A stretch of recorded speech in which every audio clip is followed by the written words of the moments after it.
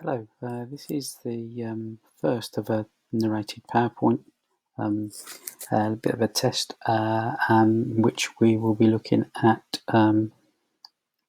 together, and I will be posting to a site that allows you to go and have a decent look at it, and obviously work through any questions that you might have. So I'm just in the process of finding the correct presentation, which obviously would be helpful. And that is the one there. So basically this is year 13 presentation on oligopoly.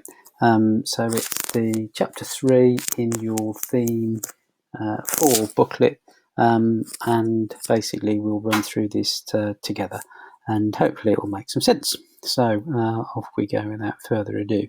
Now, some of this we actually have covered before, but it covers it in a little bit more detail. So the first thing we're going to look at is what we know about oligopoly, and there are a couple of activities that you can do as we go through the process. So I'll pause where to give you some time to do that, should you choose to, but clearly you don't have to do that if you don't want to. Okay.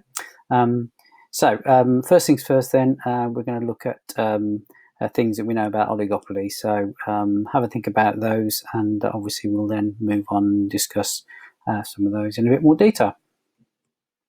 So what we're going to be looking at first and foremost, then, again, we have touched on this before.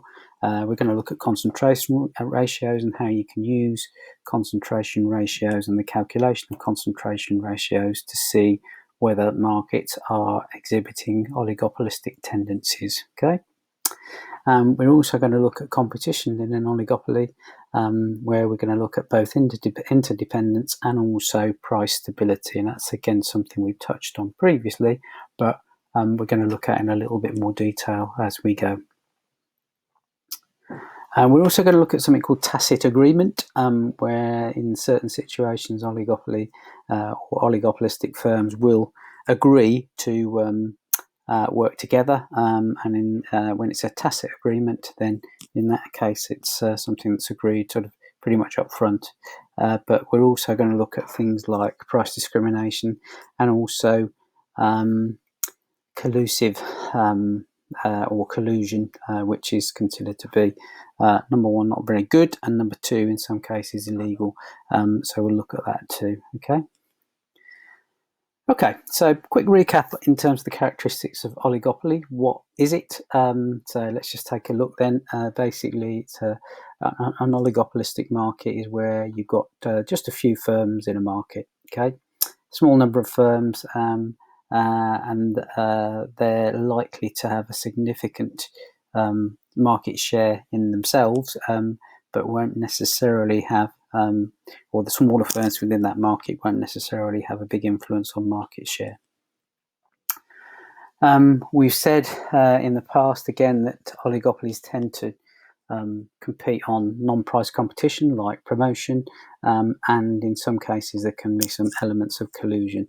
And a little bit like some of the other market structures we talked about, like monopolies and duopolies, in some cases oligopolists will exploit consumers by charging higher prices if they think they can get away with it. Okay. Generally speaking, there's going to be high barriers to entry. That's something we talked about before. Those barriers to entry could be a whole number of things, but also there could be barriers to exit as well, particularly when we're thinking about research and development and advertising, which obviously is something that if you spend a lot of money on, you're not going to be able to get back should you choose to leave the market. Okay. So as a result of that, you tend to find that the ease of entry into a market, particularly an oligopolistic market, is going to be much more difficult for smaller firms because they're not going to have the critical mass that they need to be able to compete long term with some large competition that have probably got significant budgets and significant market shares. Okay, so obviously it's important that oligopolists can't just carry on in their own sweet way and completely ignore what's going on in the marketplace, because if competitors are undercutting or are changing their prices, then clearly that's something that other oligopolistic competitors will need to sort of react to in some shape or form. So, but having said that, I think, as we've mentioned before, in some cases you tend to find that within oligopolistic markets, you tend not to find massive amounts of price competition or price wars as such, for reasons that we'll go into at a later stage. Okay, other characteristics of oligopoly then. In most instances, it's unlikely that oligopolists will be lowering price as a long-term strategy, and that's partly because we've got this interdependence of firms going on, and that's an important thing that sort of drives essentially the way in which oligopolistic markets work.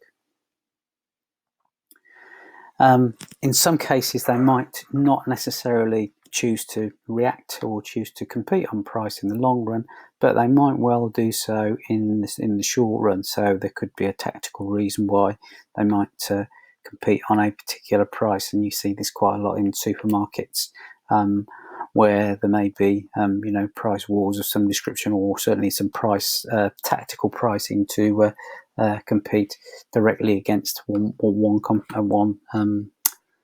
company to another. Tend to spend quite a lot of money on new product development, again a means by which they can differentiate themselves from the rest of the marketplace. So that's clearly something that, again, in some cases, some businesses will spend significant amounts of money on in an attempt to try to be able to differentiate their product, and also as a result charge more or increase prices. Branding becomes very important as far as that's concerned, and we think about both the coffee market based on the documentary that we watched just before Christmas, but also think about supermarkets and how important their branding and their marketing budgets are in order to communicate to their audiences the advantages and benefits that they have over and above other companies that might be competing in that particular market.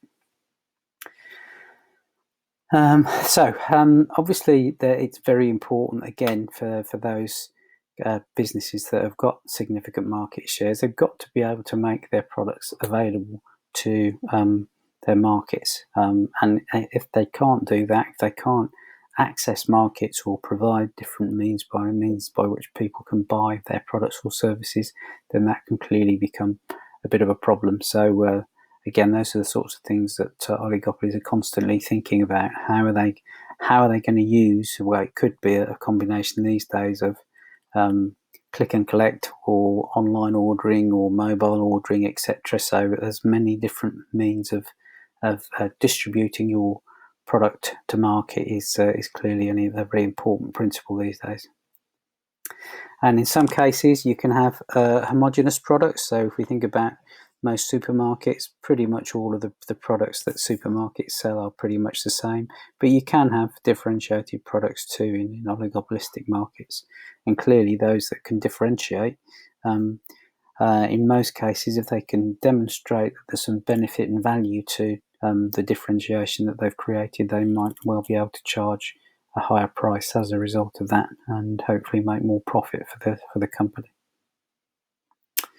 Okay, concentration ratios, and we did talk briefly about concentration ratios, and this is a really good way of assessing the level of competition within a market, and particularly oligopoly. So it basically tells us the number of firms that dominate the market, and again, I know we've covered this before, so I'm not going to dwell on this for too long. Okay, but in an oligopolistic market, we've got few firms that dominate the market. Okay, so generally speaking, that's going to mean that we've got a high concentration ratio in that particular market.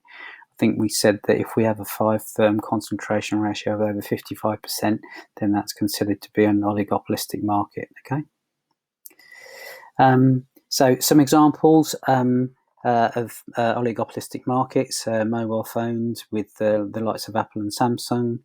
We've got the streaming music industry like Spotify, Apple Music, Google Play. Music and also Amazon Prime Music. So, and then also remember we looked at the coffee shop in the coffee shop market in the UK. So there's a number of very good examples of oligopolistic markets, and they all tend to have those same characteristics that we've just been looking at over the last couple of slides. That link there is the coffee shop market, which again I know we looked at previously, but should you want to refresh your memory, we'll use that as a means to sort of double check. The link is there for you to go and have a look at. Okay, so the end firm concentration ratios, this is just the way in which you calculate it, and it's not really something that you need to worry too much about, but that's the way in which you measure the market share that end firms, end being the number of firms that dominate the market. Okay, so if we took as an example, in this instance, if the concentration ratio was 3 to 75, you would see in this instance that would suggest that we have 3 firms that have a 75% market share, and clearly that would be one that is exhibiting oligopolistic tendencies. Tend to find that you have very high concentration ratios in oligopolistic markets, where essentially you've got markets that are concentrated in the hands of just a few firms.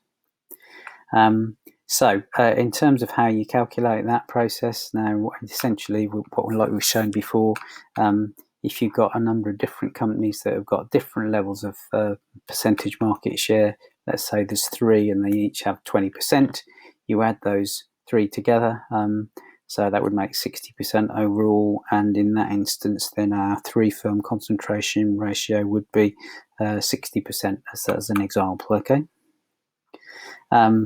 so the example we've given here shows a similar one, but in this instance we're talking about 70% market share, where three firms dominate the market with overall a total of 70% market share.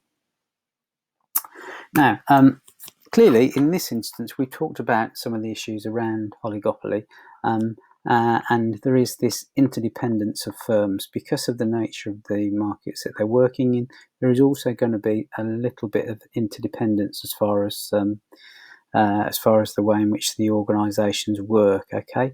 Now, in some instances, you might get what's known as tacit agreement, where oligopolies will agree to manipulate the market to some degree. So they might choose to adopt similar pricing strategies, or they might geographically share out the market in order that they all benefit, normally at the expense of the consumer.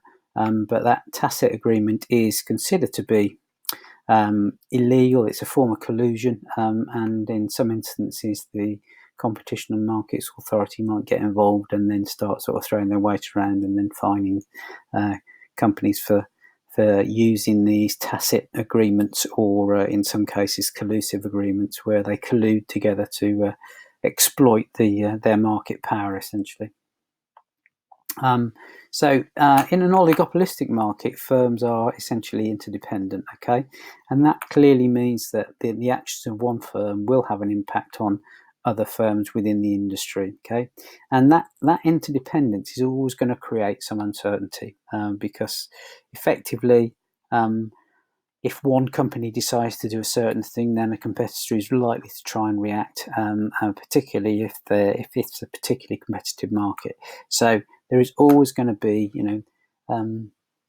decisions made based on the way in which your competition in an oligopolistic market is reacting or behaving. Okay, now that essentially means that interdependence and uncertainty are in some ways linked, and clearly in some cases businesses will be trying to anticipate what tactics and strategies other firms might choose to adopt in the market, and they might try and either anticipate, beat them to it, or alternatively think about the strategic sort of direction that the business might take in order to try and differentiate themselves away from other competition. Okay.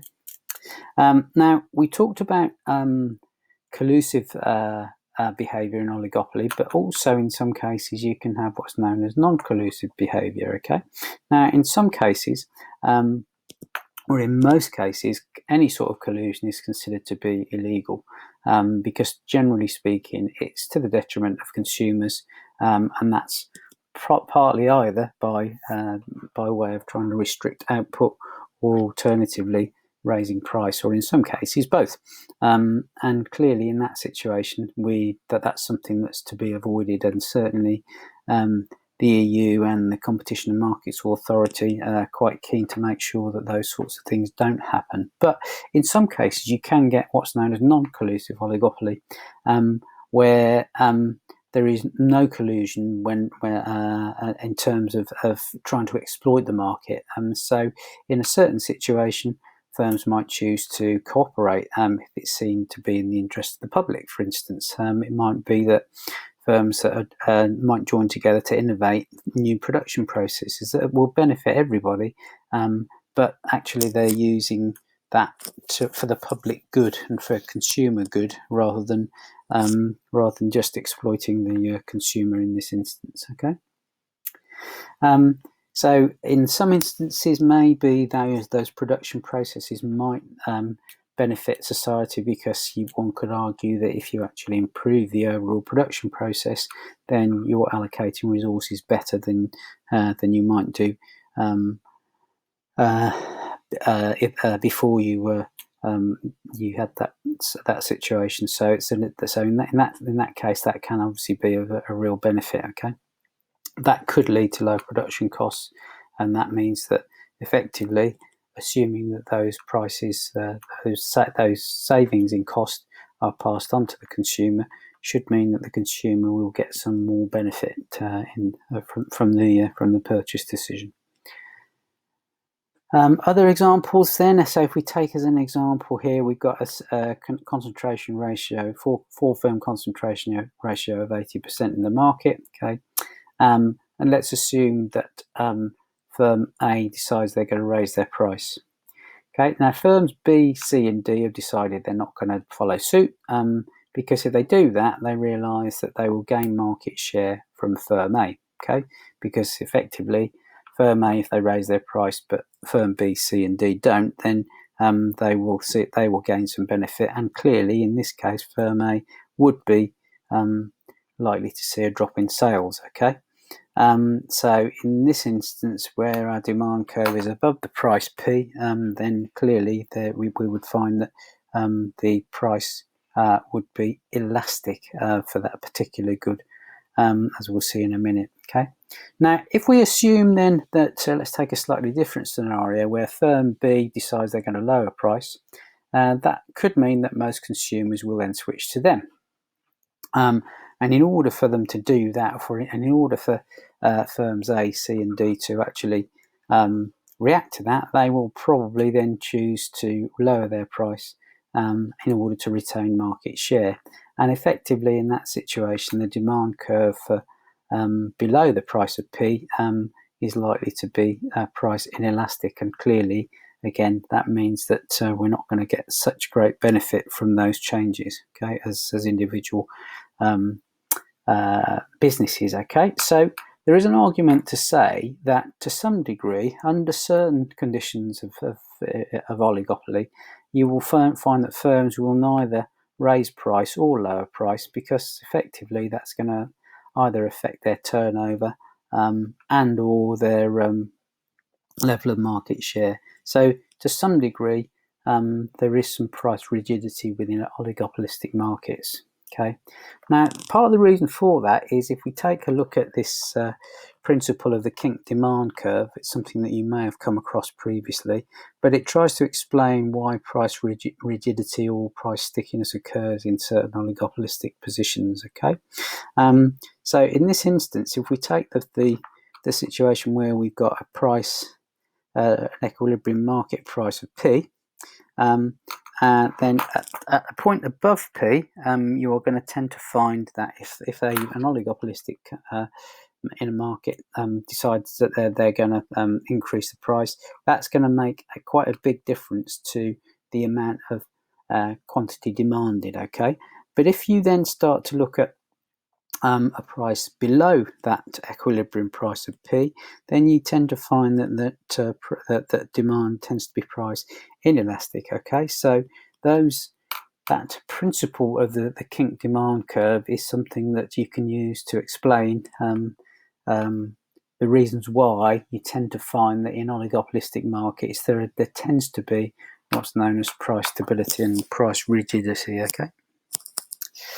Now, to try and sort of explain that in a bit more detail and go through the theory a wee bit, if we remember one of the main principles is that firms, in order to profit maximise, the position that they're going to try to perform at is where you've got marginal cost and marginal revenue being equal. Okay. Now, in this instance, where we've got marginal cost and marginal revenue, so we've got our marginal cost curves here, MC1 and MC2, and we've then got our marginal revenue line in red, which is broken, as we'll see, and I'll explain exactly why that is in a minute. Okay, so if we take the situation here, then where we've got the position where a business that's trying to make a profit is going to try and perform where marginal cost equals marginal revenue. This occurs at two different levels. Okay, so it occurs at one output level where you've got the point where the curves for MC and MC1 and MC2 actually are separated, and you've got this point between A and B where effectively we've got almost a break in the marginal revenue curve. Okay, the reason being is that we've got this discontinuous marginal revenue curve because we've got a firm who's trying to set the price at P, but is also trying to perform at a point where they're profit maximizing, i.e. where MC equals MR. Okay, so effectively this kink is almost based on what we were talking about previously. So we've got our revenue line get to the point where we're at, where marginal revenue and marginal cost meet up. That's the point at which, in the first instance, our business might try and perform to achieve profit, but obviously that then moves as the marginal cost changes to MC1, and in that situation we've got this break. Okay, in terms of the marginal revenue line. Okay, so effectively what we're saying is that, and we probably don't need to go into it in quite the detail, I've just gone into it, is that essentially the kink demand curve, where that more simplistic view shown here is where we've got a situation where there is always going to be some sort of interdependence in terms of pricing as far as oligopoly is concerned, and it's to do with the level of elasticity of demand for the product dependent on the situation within the market, and also the point at which, if we're actually trying to change our price from the equilibrium point of P, that clearly is then going to have a major effect if we decide that we want to try and price above that equilibrium point, but it's going to have less of an effect if we decide that we're going to price below that point. Okay, and I think that's probably all you need to remember as far as that's concerned.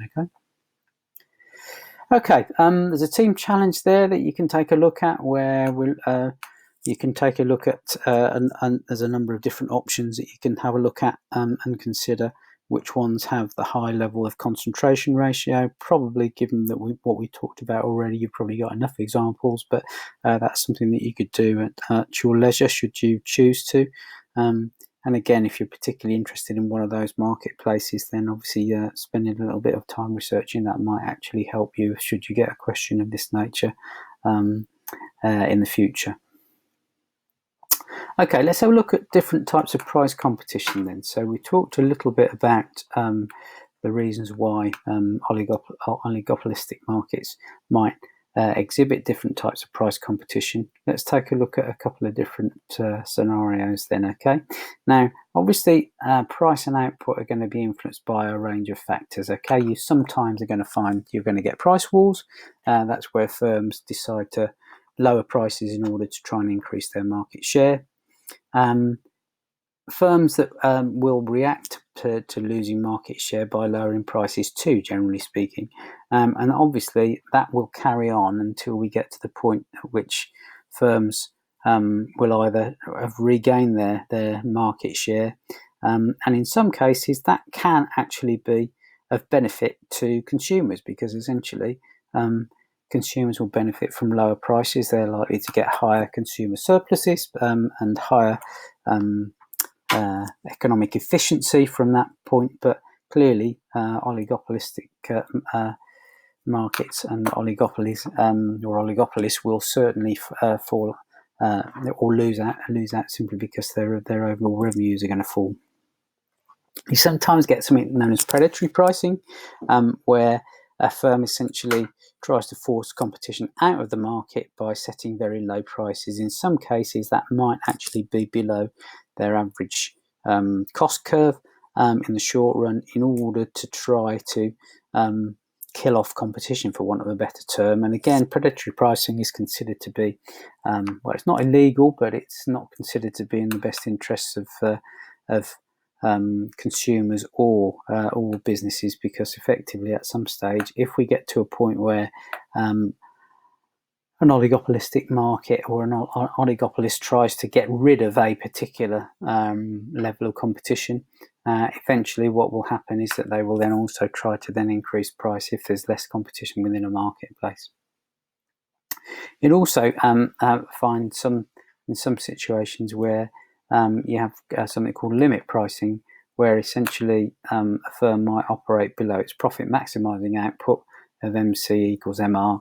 And again, that is in order to try to deter potential entrants. So it's essentially putting barriers to entry in the way, because in some instances, if businesses trying to move into those markets see that there's not enough profit to be made, then that might deter them from doing so in the first place. So again, that might be considered to be a bit of a negative, to say the least.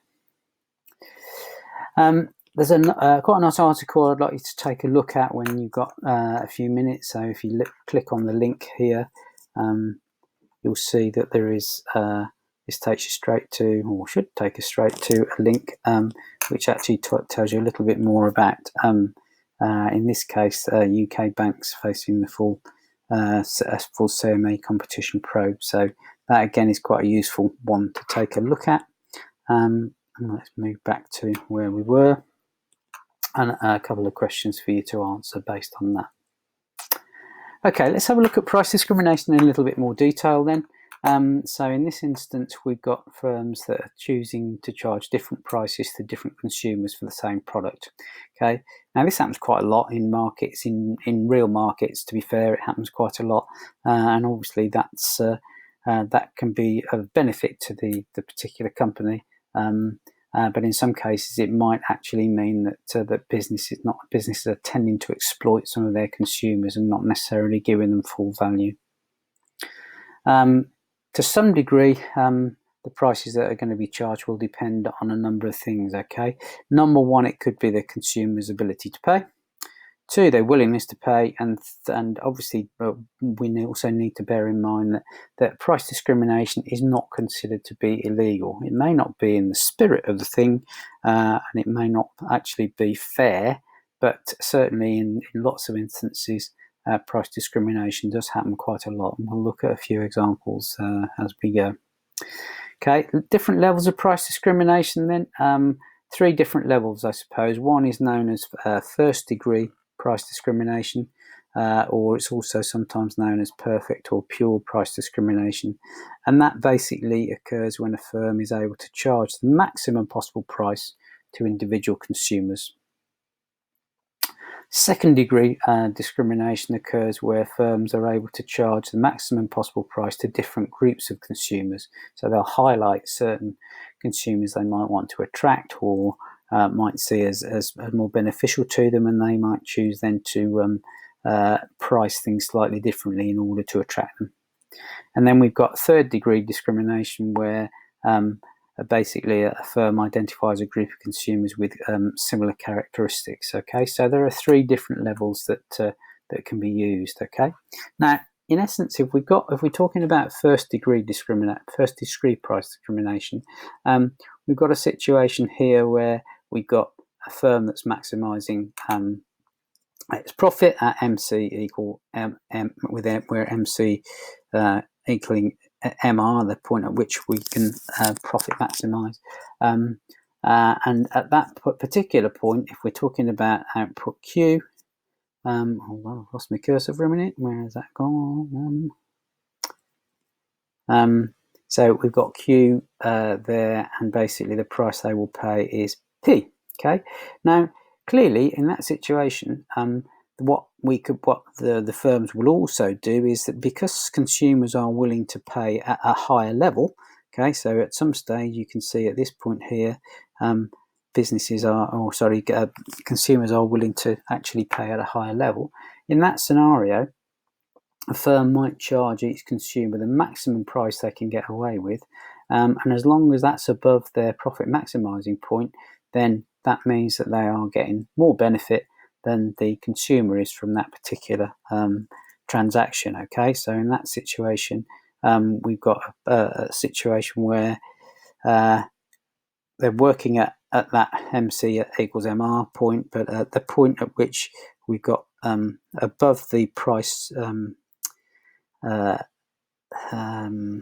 equilibrium point of P, we've got a scenario here where the consumer surplus is actually becoming consumer surplus. Okay.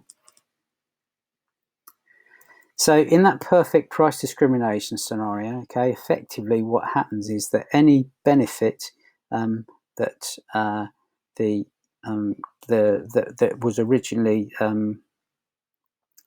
helping the consumer to get some surplus, in this situation, it basically moves from consumer surplus to a producer surplus, and essentially it allows each producer to produce effectively more sales and more profit as a result of working at that profit maximisation point. Okay, so if we then take a look at second degree discrimination, then that's where we've got different prices charged based on different quantities demanded. Okay, so in this scenario, we might have a situation where one group of consumers in a market is able to price discriminate, and the firm is able to and might choose to charge lower prices to those groups who are willing to buy more. So to some degree, if they're price sensitive in their decision making, then a business might choose to adjust their prices to suit that particular scenario. Okay, it's sometimes known as block pricing,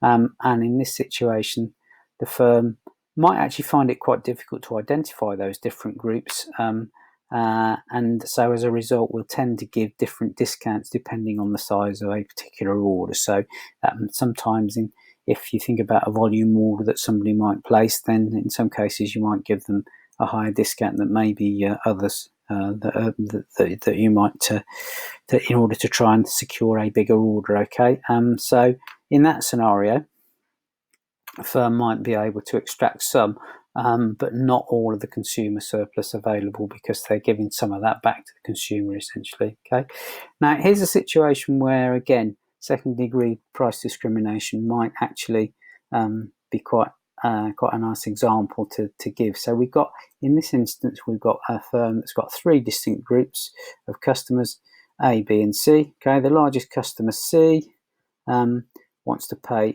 150 units and is willing to pay at £6. Okay, the second largest customer, B, is willing to pay or buy 100 units, but is willing to pay at £15. And then third, the smallest customer, wants to only buy 50 units, but is willing and able to pay at £21. Okay, now if we take that as a scenario, and if we are trying to, as a company, profit maximise, in a situation like this, for instance, if there was no price discrimination, the total revenue that a business could generate would be selling 300 units in total at £6. Okay. Now, clearly, if we've got this price discrimination principle, okay, we've got customer A who's producing is willing to pay at £21 per unit for his 50 units, or his or her 50 units. That's 1,050. Customer B is willing to pay £15 for 100 units. That's another £1,500. And then we've got customer C willing to pay out that £6 per unit for his or her 150 units. So in that scenario, instead of possibly only getting a total revenue of £1,800, by using second degree price discrimination, the total revenue that we've generated is 3,450, and clearly that makes sense for a business to do that. Okay. We then take third degree price discrimination, and this is where we're trying to segment markets or look at the different elasticities that might be in place in terms of the level of demand. Okay, so this is where a firm is able to identify groups of consumers with similar characteristics. It might be that they're same sex, same age, same geography. There's a bit of market segmentation going on here, okay? And then the firm might choose to then charge different prices dependent on the different levels of elasticity of demand that each of those different segments might display. Now, clearly, in that scenario, if we know there are certain groups that are going to be more price inelastic, we are likely to charge them higher prices. Okay, so if they're less likely to be affected by a change in price, then we'll charge them higher prices.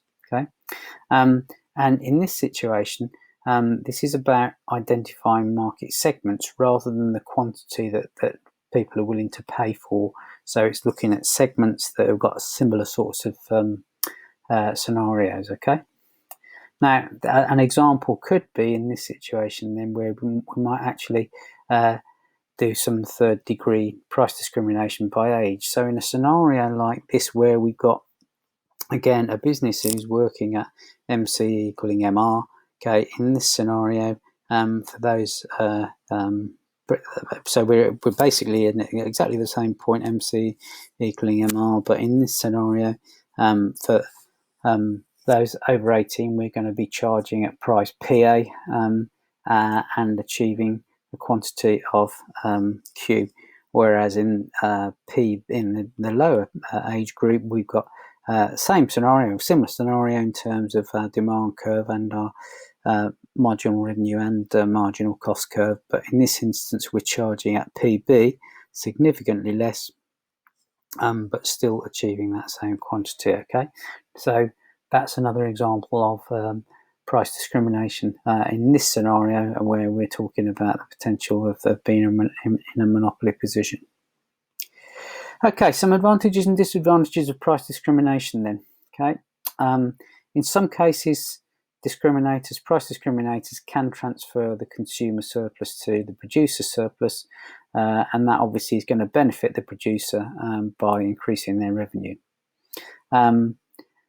However, clearly, if we're talking about productive and allocative efficiency, then clearly what we want to try and do is make sure that within a marketplace that the consumer is also getting a surplus in a scenario where the price equilibrium point is actually in their favour, and they are going to, so any point at which they're willing to buy or producers are willing to sell at a price below the price equilibrium means that you're going to get greater consumer surplus. In certain situations, though, okay, we've got a scenario where if we've got lower income consumers will benefit as they can obtain lower prices and increase consumption. If we've got this scenario where we're actually getting better prices. In some cases, clearly, businesses might, certain oligopolistic markets can stay in business by charging higher prices to richer consumers and lower prices to poorer consumers. Okay, now that's all well and good, but clearly that's got to be caveated with the fact that clearly they are also going to need to make enough money in terms of the revenue that they achieve to cover all of their costs. Otherwise, they can't sustain that for any particular length of time.